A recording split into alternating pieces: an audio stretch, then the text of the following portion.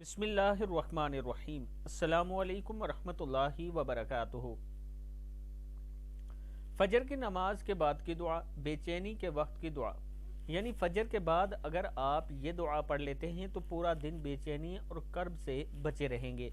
سیدنا عبداللہ بن عباس رضی اللہ تعالیٰ عنہ فرماتے ہیں کہ رسول اللہ صلی اللہ علیہ وآلہ وسلم کرب کے وقت یہ دعا پڑھتے تھے: لا الہ الا اللہ العظیم الحلیم،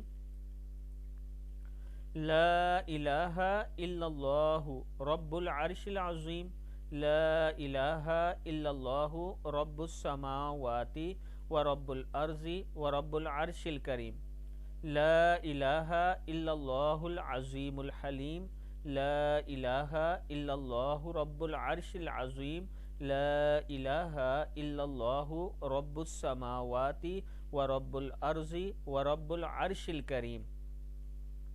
یہ آپ نے فجر کے وقت 3 مرتبہ یہ دعا پڑھنی ہے، انشاءاللہ پورا دن بے چینی اور کرب سے بچے رہیں گے۔